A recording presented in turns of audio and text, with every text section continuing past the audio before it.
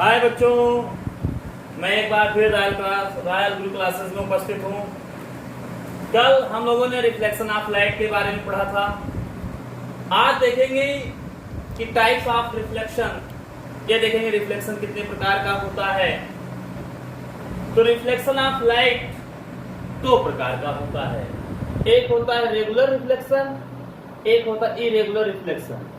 एक होता है नियमित परावर्तन, एक होता है अनियमित परावर्तन। तो परावर्तन कितने प्रकार का होता है? दो प्रकार का। एक होता है नियमित परावर्तन और एक होता है अनियमित परावर्तन। इसको और एक वर्ड से जानते हैं, विसरित परावर्तन। इसको या लिख सकते हैं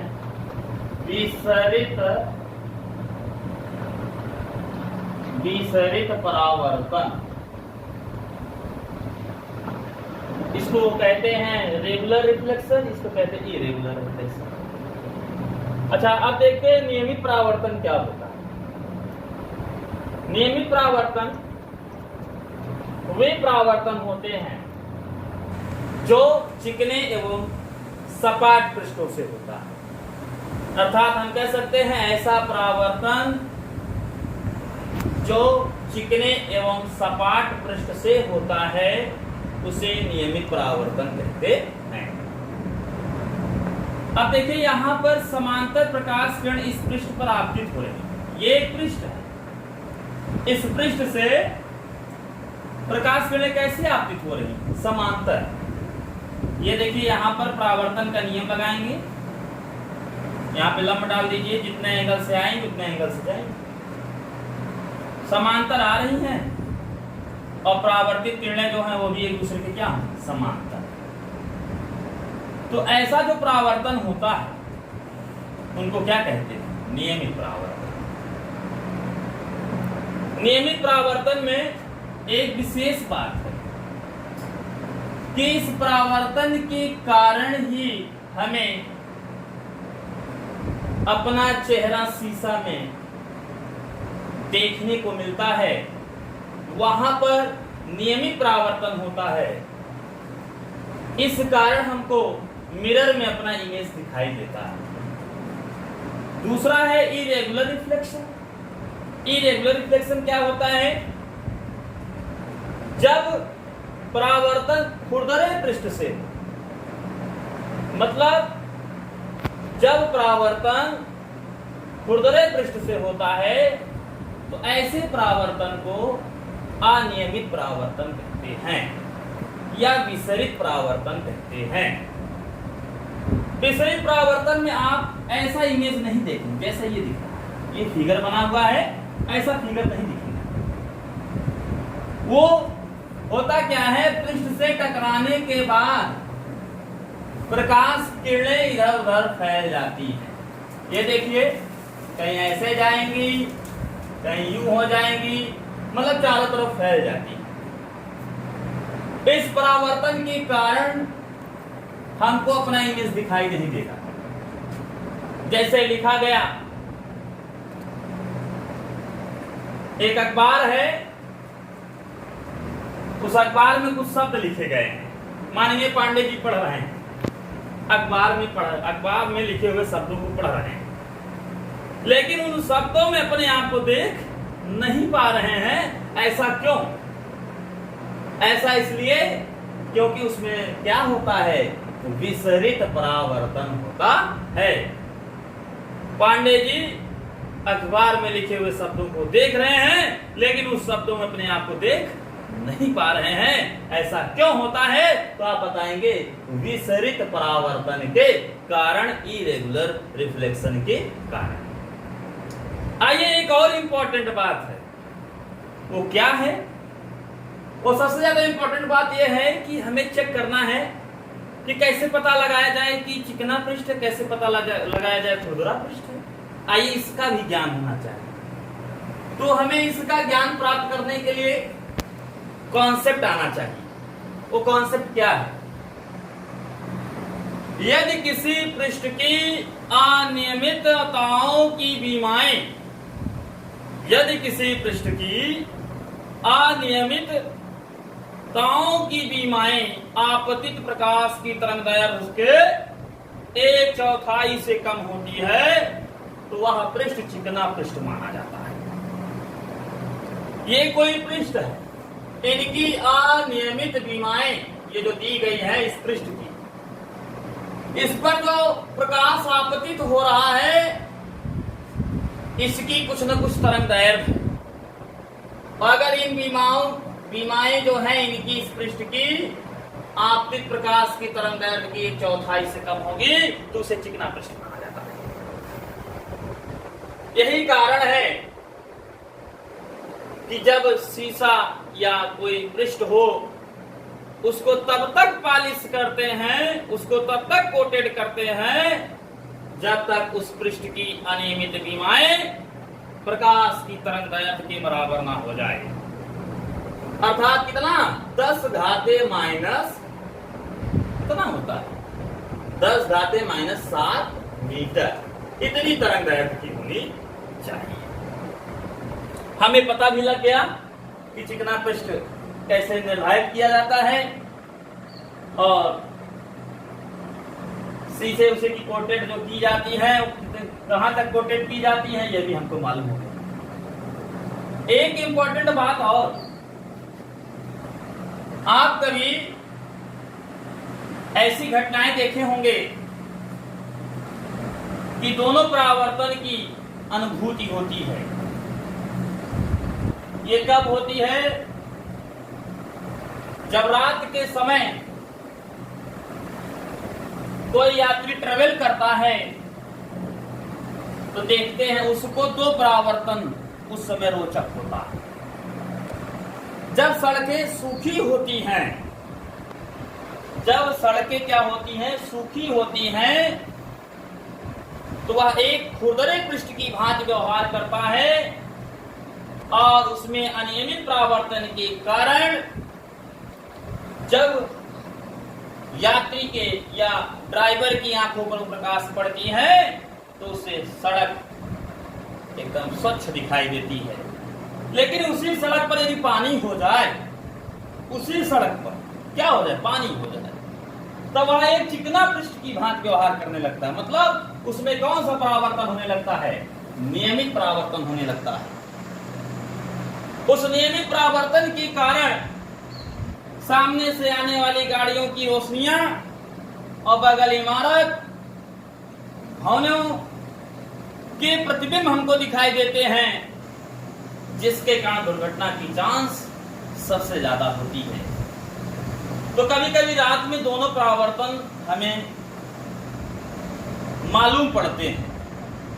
कब होगा? जब सड़क सूखी होगी तो उस समय विसरित परावर्तन होता है और जब तो पानी भरा होता है तो वहां नियमित परावर्तन होता है। यही कारण है कि बरसात के दिनों में या आप ऐसे कह सकते हैं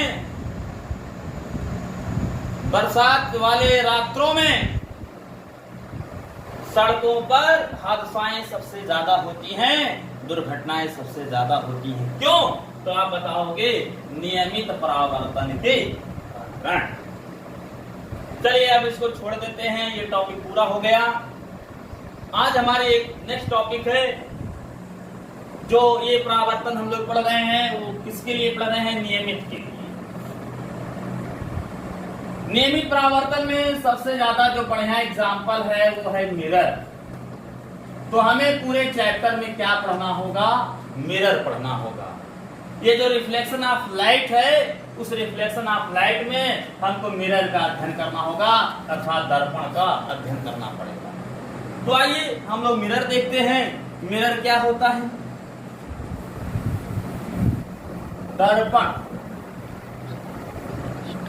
शीशा जिसको कहते हैं, सबके घर में दर्पण होगा। शीशा,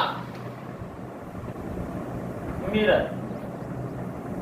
आप देखे होंगे मिरर किसका बनता है? कांच का बनता है। बड़ा होता है, छोटा होता है, छोटा होता है, बड़ा भी होता है। तो दर्पण की में आप देखे होंगे दर्पण के 2 पृष्ठ होते हैं, एक पृष्ठ पीछे और एक पृष्ठ। तो कांच का बना हुआ वह छोटा सा भाग जिसके एक पृष्ठ पर कलई की गई होती है, कलई मतलब पेंट। कांच का बना हुआ वह छोटा सा भाग जिसके एक पृष्ठ पर कलई की गई होती है और दूसरा पृष्ठ चमकदार एवं परावर्तक होता है, दर्पण कहलाता है। तो दर्पण में कितने पृष्ठ होते हैं? 2। एक पृष्ठ पर क्या की गई होती है? कलई, और दूसरा पृष्ठ क्या होता है? चमकदार या परावर्तक होता है। तो दर्पण की परिभाषा क्या बताओगे? कांच का बना हुआ वह छोटा सा भाग जिसके एक पृष्ठ पर कलई की गई होती है और दूसरा पृष्ठ चमकदार या परावर्तक होता है, दर्पण कहलाता है। कलई को, कलई मतलब पॉलिश्ड, कलई को, कलई युक्त भाग को छोटी छोटी रेखाओं द्वारा प्रदर्शित करते हैं। ये तो ऐसे दिया गया ना, अगर आपकी किताब में कहीं फिगर ऐसे बना होगा तो आप लोग ये समझिएगा ये भाग क्या है? कलई युक्त। कलई युक्त भाग को छोटी छोटी रेखाओं द्वारा प्रदर्शित करते हैं।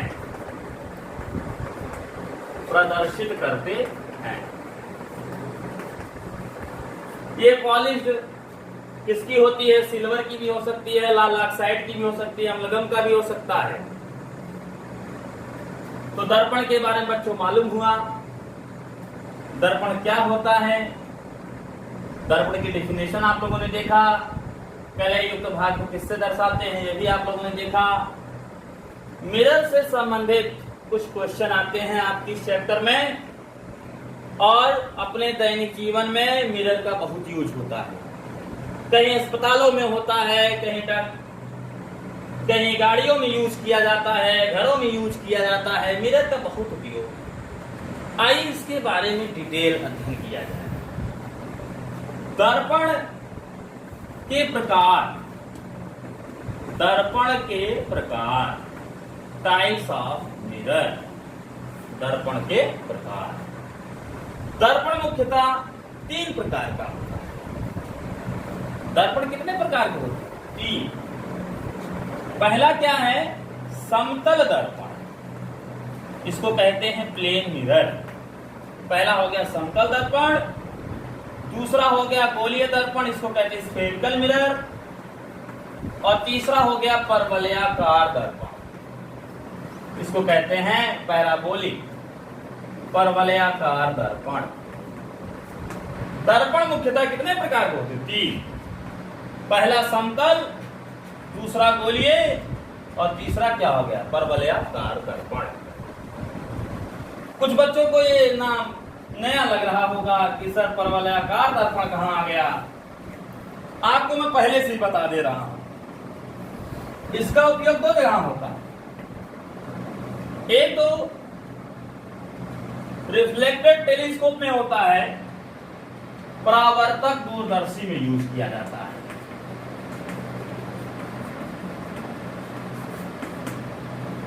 परवलयाकार दर्पण का यूज पहले देखिए परावर्तक दूरदर्शी में भी किया जाता है, और दूसरा यूज कहां होता है?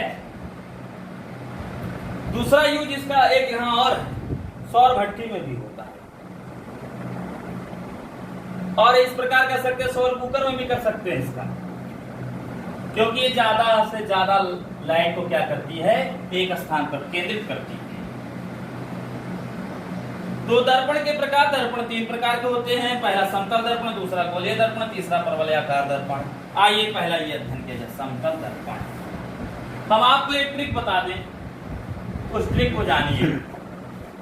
याद रखिएगा, जिस पृष्ठ को चमकदार बनाया जाता है वही दर्पण कहलाता है। जिस पृष्ठ को चमकदार बनाया जाता है वही दर्पण कहलाता है। जैसे अगर समतल पृष्ठ चमकदार बन रहा है, समतल पृष्ठ को चमकदार बनाओगे तो समतल दर्पण कहलाएगा, और उत्तल पृष्ठ को चमकदार बनाओगे तो क्या कहलाएगा? उत्तल दर्पण कहलाएगा। अवतल पृष्ठ को चमकदार बनाओगे तो क्या कहलाएगा? अवतल दर्पण कहलाएगा। तो मतलब आप एक ट्रिक याद रखिएगा कि जिस पृष्ठ को चमकदार बनाया जाता है वही दर्पण कहलाता है। समतल पृष्ठ को बनाओगे तो क्या कहलाएगा? समतल दर्पण। उत्तल पृष्ठ को चमकदार बनाओगे उत्तल दर्पण। अवतल पृष्ठ को चमकदार बनाओगे तो क्या कहलाएगा? अवतल दर्पण। अब समतल पृष्ठ को चमकदार आपने बनाया तो समतल दर्पण होगा। उत्तल को चमकदार बनाओगे तो उत्तल होगा, अवतल को बनाओगे तो अवतल कहलाएगा। तो आइए सबसे पहले हम स्टडी करते हैं प्लेन मिरर। प्लेन मिरर क्या होता है इसके बारे में जान लिया जाए।